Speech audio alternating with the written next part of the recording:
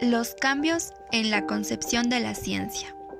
Durante la década de 1970 se produjeron una serie de cambios en el ámbito de la filosofía de la ciencia.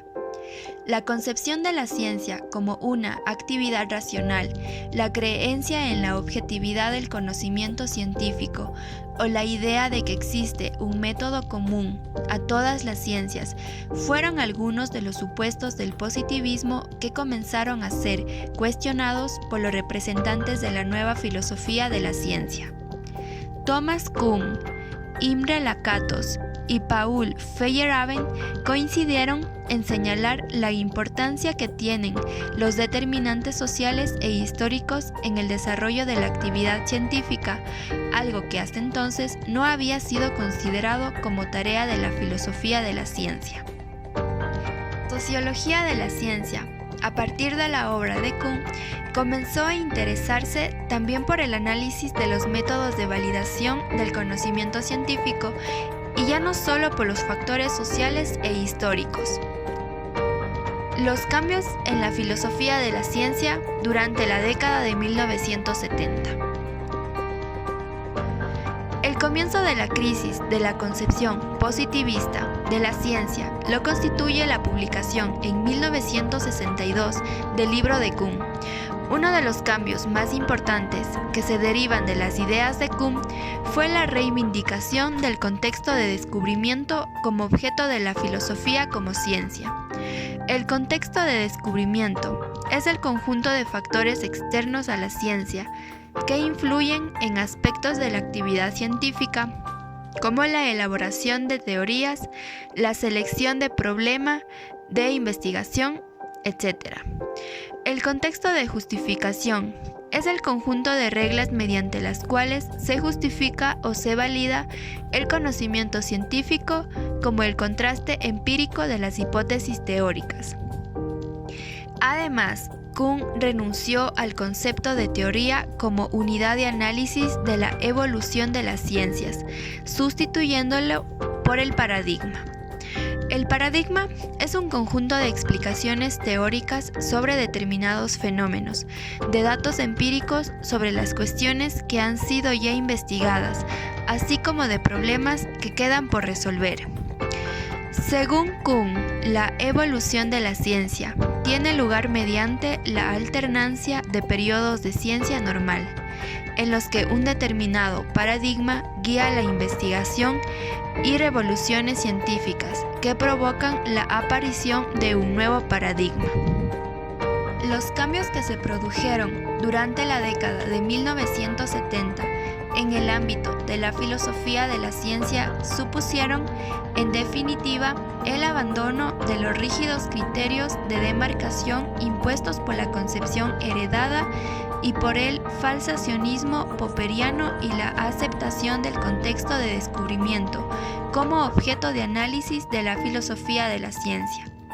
El interés cada vez mayor que fueron suscitando la historia de la ciencia y los condicionantes psicológicos y sociales que afectan a su desarrollo fue poniendo al descubierto el hecho de que la ciencia no era una empresa tan racional como había pretendido los positivistas lógicos, los filósofos de la concepción heredada y el falsacionismo popperiano.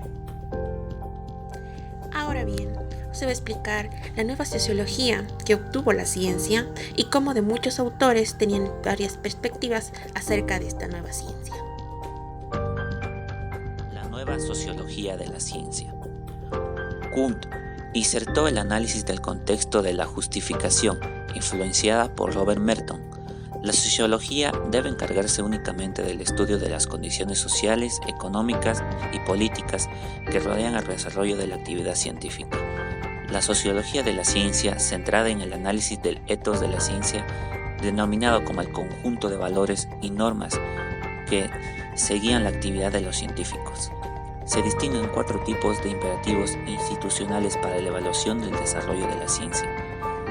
El universalismo es el principio por el cual todas las afirmaciones científicas deben ser afirmadas mediante metodologías previamente establecidas. El comunalismo es la actividad científica que debe estar basada en la cooperación operación y los resultados deben ser comunicables.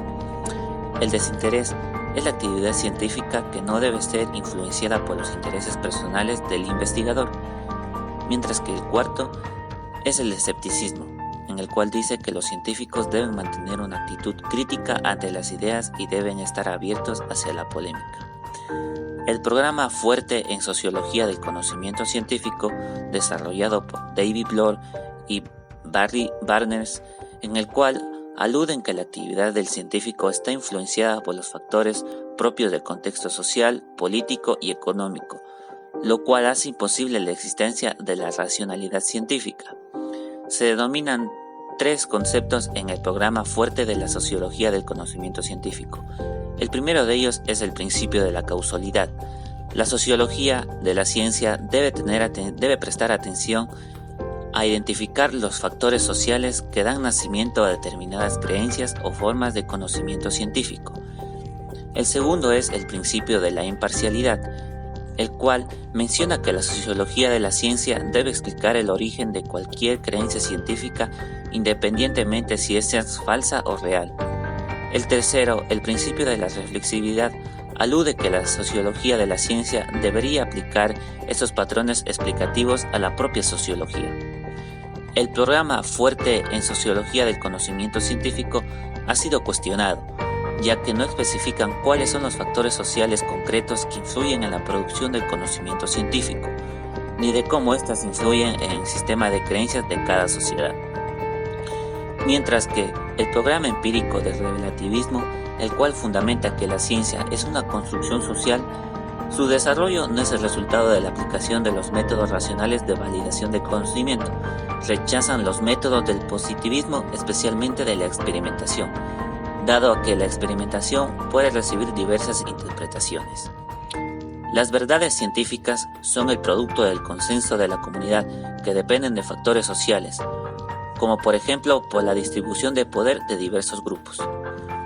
Con los cambios generados en las décadas de los 70 y los 80, la falta de relevancia del conocimiento generado por la intervención psicosocial, la intervención psicologista e individual de la psicología social, buscan pretender establecer leyes generales sobre la realidad social que comenzó a ser fuertemente rechazada, al mismo tiempo que la psicología social volvía a reivindicarse como un modelo científico antropomórfico, en el cual la persona era tratada como un ser humano.